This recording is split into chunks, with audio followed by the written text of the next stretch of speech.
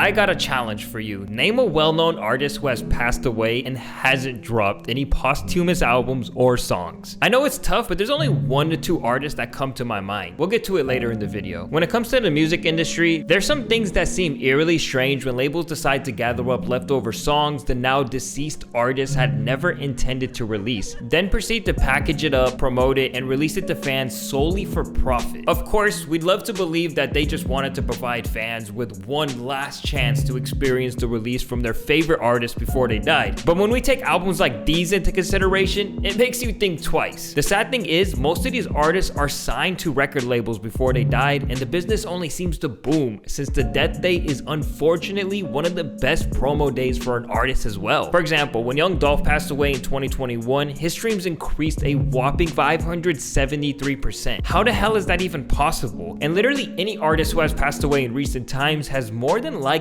experienced the exact same thing. But while many people want to believe record labels are the most evil industries in the world, I'm gonna try to flip the narrative. I'm gonna try my best to convince y'all how posthumous albums are actually a good thing, why labels have to release the music, and different solutions for artists to never experience terrible posthumous releases. In a recent Hot 97 interview, Vince Staples and Peter Rosenberg were discussing this topic, and I think Vince Staples really broke it down well. This clip went so under the radar, so I'm gonna play the clip here for you and we can discuss it after. There's a bunch of artists now who exist.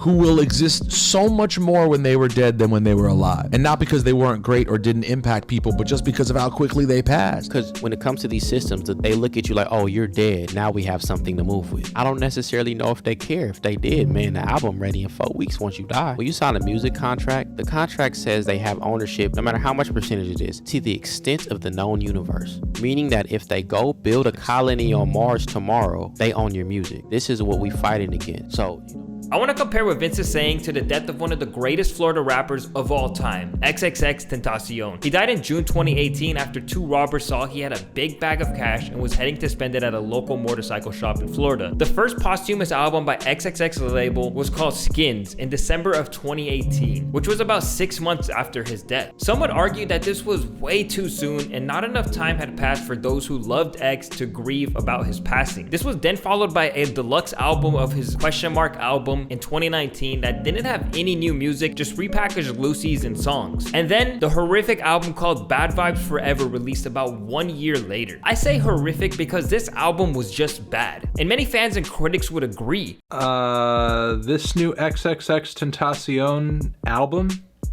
it's not good. The album was 25 songs long and packed with features since most of the songs were unfinished on X's end. It really seems like they tried to make the most of the tiny bits of pieces X had left behind. While this is a bad thing, I think it makes sense to release it from the labeled end. As this Reddit user stated, he signed a 3-album deal before he died. They had to put it out. I swear you guys say f the label and all this bullshit, but know nothing about how labels work. LMAO, you're an X fan and calling his music garbage. Loud, look, I don't necessarily agree with his baggery tone and delivery to the comment, but essentially he was onto something. Weeks before XXXTentacion died, he signed a $10 million deal with the label Empire that consisted of 3 albums, which have all been fulfilled through the release of Skins, the deluxe album, and then Bad Vibes Forever. Now, what's really interesting about his relationship with Empire is that he actually went to create his own record label underneath Empire's umbrella called Bad Vibes Forever. And the reason he did so was that he could gain more power to release music on his own terms. However, that didn't seem to be the case when we take a look at who really had the responsibility when XXXTentacion died. The answer does lie within the fine print though. According to the details of the contract, Empire and Bad Vibes Forever are the one who held the key for XXXTentacion's vault of unreleased music. It reminds me of that one South Park episode when Kyle didn't read the terms of agreement and ended up being a part of the Human Sentai Pad project. I'm not saying X didn't know this or wasn't aware though, like, you know, he probably was very aware and just didn't think that they would ever have the opportunity to do so unless he died, which he probably wasn't expecting. Basically, if you're signed to a label, they own the rights to your music. Like Vince Staples said, it says on the contract, they own the rights to your music to the extent of the known universe. I'm not really saying this gives the label an excuse to drop dead artists' music, especially when it's beyond unfinished, but all in all, it was still part of the agreement. The labels are willing to provide an insane amount of financial support, networking, management, music and video production, and much, much more. But the catch is that they own the rights to your music for as long as you live in the universe. As we're on the topic of dope artists, I'm actually going to be interrupting this video to react to one of the songs that my follower sent me on Instagram. He goes by the name of KevLAR SiiCKK, and this is called Las Vegas FrEeStYlE. Let's see if he can impress me.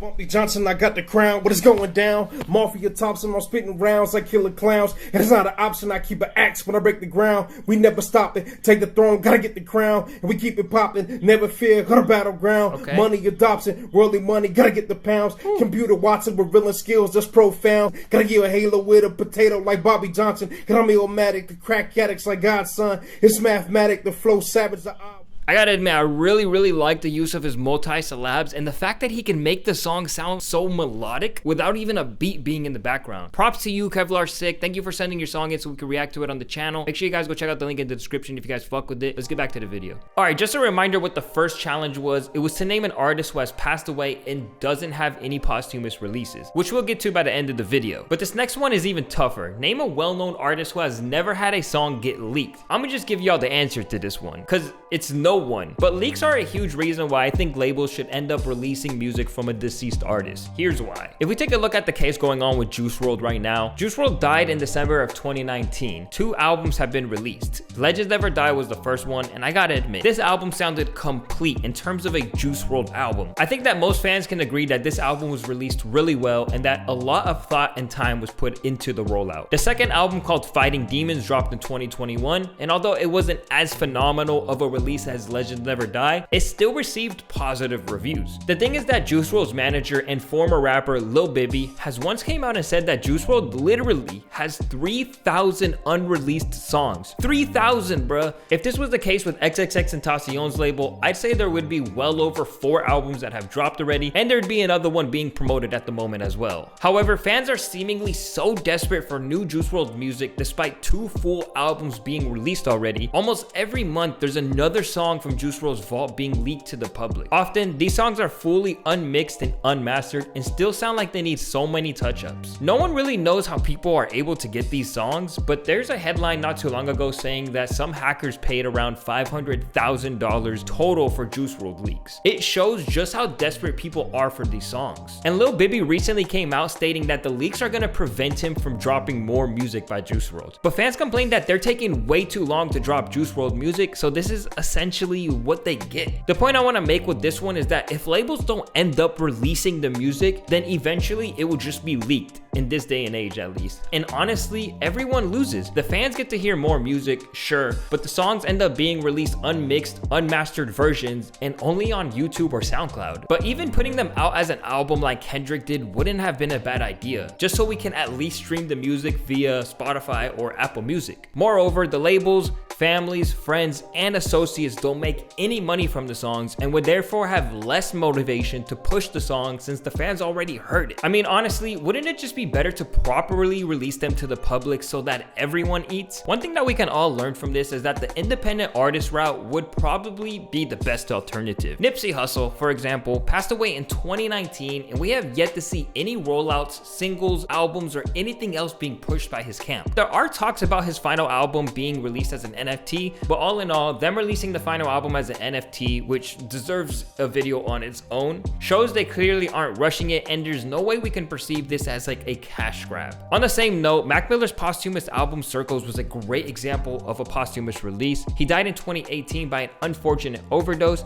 and his album didn't come out until early 2020. It was a great album and many fans loved it. Even 2 years after its release, I still have followers requesting a canvas of it along with his other releases as well. By the way, if you guys want to support the channel and get a cool gift idea or a decoration for yourself, hit me up on Instagram at Louaista for some of the best canvases on the market right now. I can do any picture, any album you want, and you can check out my highlights for tons of reviews and samples on my work. All you gotta do is DM me and we'll start working ASAP. Mac Miller wasn't a completely independent artist though. He was signed to Warner and the relationship seemed pretty close-knit since they have been working together since like 2014. And much like XXXTentacion, he signed his own label, Remember Music, with the Warner Bros deal as well. well. If you own your own masters, there's no way anyone is going to rush out an album for a quick cash grab. It's literally impossible, and it's so much better. Even Young Dolph owned his masters to his music so that every time somebody streams his music today, all of the money is going directly to his family. How awesome is that? But labels are a great help when it comes to distributing music and giving a good helping hand in the creation process as well. So going independent can't be the end all be all. It should clearly state somewhere on the contract what would happen to the music if the artist unexpectedly became deceased. Do I feel like labels are evil? Maybe. But honestly, there's tons of value to giving out music to the fans, and despite if it's only for money or whatever, money creates motivation. If there was no money, there would be no artist trying to make it in music. They want money, artists wants money, everyone wants money, and the way to make money in the music industry is by helping artists feed their fans with music. If they don't, it may just end up being leaked or never released, like the situation that happened with Capital Steez, something I didn't even get to in this video. But yeah, he had an album that was supposed to come out after he died, and it just never did because there was so many disagreements with the family and the label. Music allows artists to live so long after they die, especially if they were a great artist that had tons of fans. Just yesterday, I was listening to Tupac, Big L, and even aside from music, I was watching Kobe Bryant interviews and a lot of his highlights. It's really about the legacy you leave behind. I really hope you guys were able to gain some kind of different perspective from watching this. I would love to hear your thoughts in the comments. Feel free to like and subscribe, and hit me up on Instagram if you guys need a canvas of any picture, any album you want. I answer DMs every single day, and I'm looking forward to hearing from y'all. Till next time, guys, peace out.